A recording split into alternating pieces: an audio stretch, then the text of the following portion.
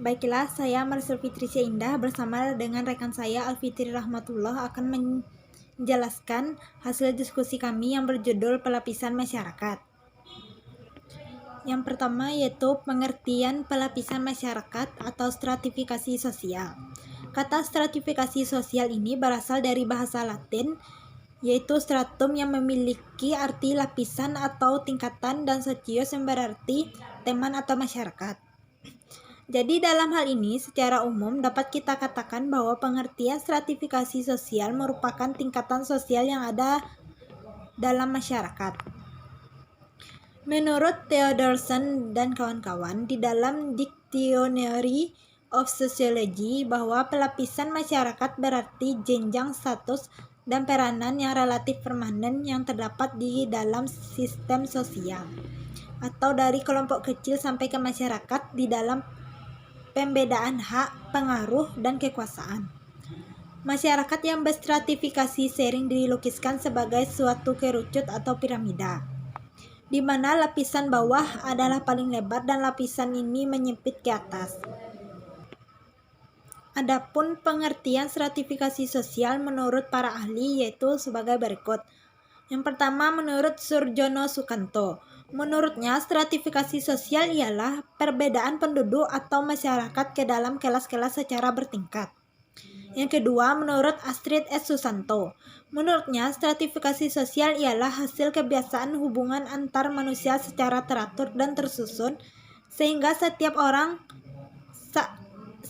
saat mempunyai situasi yang menentukan hubungannya dengan orang secara vertikal maupun horizontal dalam masyarakat.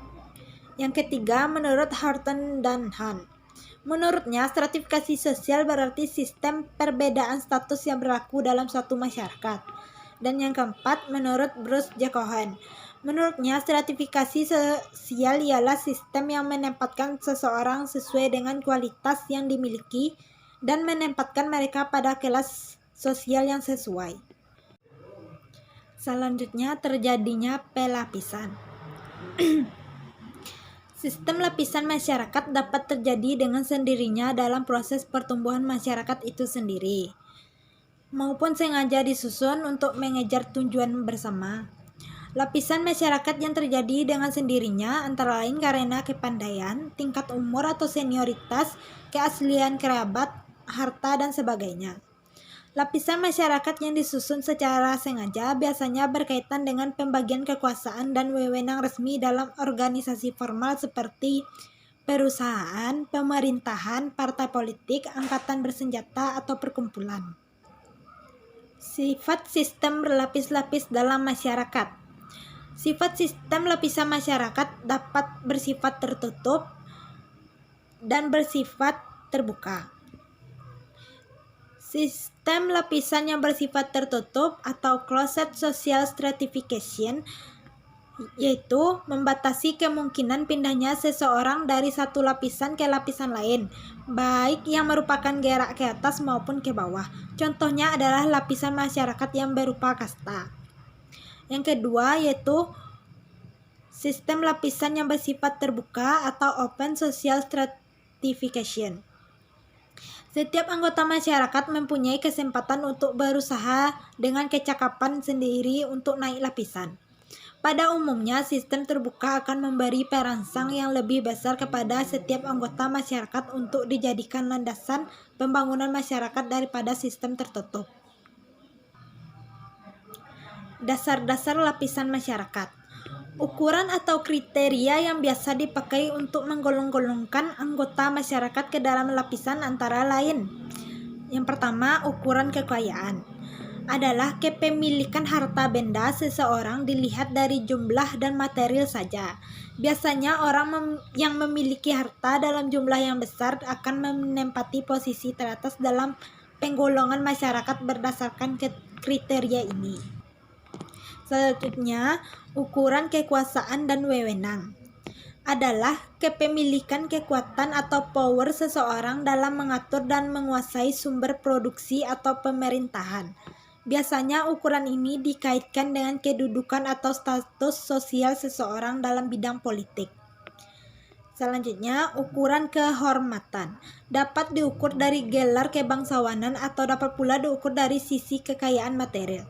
Orang yang mempunyai gelar kebangsawanan yang menyertai namanya, seperti Raden, Raden Mas, atau Raden Ajeng, akan menduduki strata teratas dalam masyarakat. Selanjutnya, ukuran ilmu pengetahuan. Artinya, ukuran kepemilikan seseorang atau penguasaan seseorang dalam hal ilmu pengetahuan. Kriteria ini dapat pula disebut sebagai ukuran kepandaian dalam kualitas. Berdasarkan ukuran ini, orang yang berpendidikan tinggi, misalnya seorang sarjana, akan menempati posisi teratas dalam stratifikasi sosial di masyarakat. Selanjutnya, unsur-unsur lapisan masyarakat. Unsur-unsur lapisan masyarakat ada dua. Yang pertama, kedudukan. Kedudukan adalah tempat atau posisi seseorang dalam suatu kelompok sosial. Kedudukan sosial berarti tempat seseorang dalam masyarakat sehubungan dengan orang lain. Dalam lingkungan pergaulannya, prestasinya, serta hak dan kewajibannya.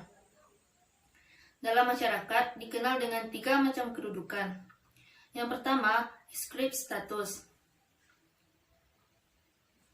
Ascript status adalah kedudukan seseorang dalam masyarakat tanpa memerhatikan perbedaan-perbedaan rohaniah dan kemampuan. Kedudukan ini terjadi karena kelahiran. Yang kedua, active status, yaitu kedudukan yang dicapai seseorang dengan usaha-usaha yang disengaja. Yang ketiga, assigned status, yaitu kedudukan yang diberikan terkait dengan active status, di mana masyarakat atau golongan memberikan kedudukan yang lebih tinggi karena seseorang berjasa memperjuangkan sesuatu untuk memenuhi kebutuhan atau kepentingan masyarakat.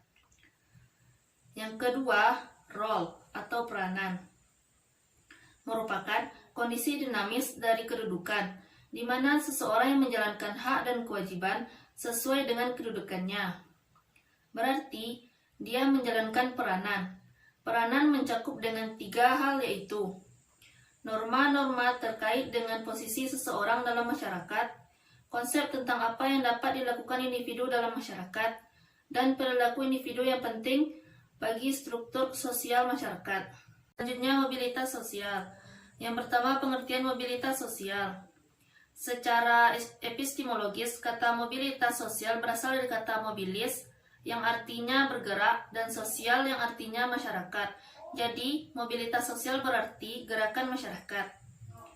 Mobilitas sosial pada dasarnya adalah perubahan susunan status orang-orang dalam masyarakat baik secara vertikal maupun horizontal. Yang kedua, jenis mobilitas sosial. Berdasarkan tipe, mobilitas sosial terbagi menjadi yang pertama, mobilitas sosial vertikal, merupakan perpindahan individu dari objek sosial dari suatu kedudukan sosial ke kedudukan sosial lainnya yang tidak sederajat. Yang selanjutnya, mobilitas sosial horizontal, merupakan peralihan individu atau objek sosial lainnya dari suatu kelompok ke kelompok lain yang sederajat. Yang selanjutnya, mobilitas sosial lateral, yaitu perpindahan individu dari objek dari suatu tempat ke tempat yang lain yang berpengaruh pada kedudukan sosialnya. Yang terakhir, mobilitas sosial struktural, meliputi kesatuan yang luas dan kompleks yang disebabkan oleh hal-hal yang positif maupun negatif. Yang kedua, berdasarkan ruang lingkupnya. Berdasarkan ruang lingkupnya, mobilitas sosial terbagi menjadi 2. Yang pertama, mobilitas sosial intragenerasi, yaitu perpindahan kedudukan sosial seseorang atau anggota masyarakat yang terjadi dalam satu generasi yang sama. Yang kedua, mobilitas sosial antar generasi, yaitu perpindahan kedudukan sosial yang terjadi. Terakhir yaitu stratifikasi sosial dalam masyarakat. Dalam struktur sosial, masyarakat akan selalu menyesuaikan perilakunya dengan kelompoknya. Menurut Nasikun, seseorang sosiolog Indonesia mengatakan, struktur sosial masyarakat Indonesia membagi masyarakat dalam beberapa akibat adanya perbedaan secara horizontal dan vertikal. Struktur sosial bisa menyebabkan terbentuknya hierarki dalam bentuk kelas-kelas sosial. Di antara lapisan atas dengan yang terendah, terhadap lapisan yang jumlahnya relatif banyak, biasanya lapisan atas tidak hanya memiliki satu macam saja dari apa yang dihargai oleh masyarakat. Akan tetapi, kedudukan yang lebih tinggi bersifat kumulatif. Artinya, mereka yang mempunyai uang banyak akan mudah sekali mendapatkan tanah, kekuasaan, dan mungkin juga kehormatan. Sekian dari kelompok kami. Apabila ada salah, mohon maaf. Assalamualaikum warahmatullahi wabarakatuh.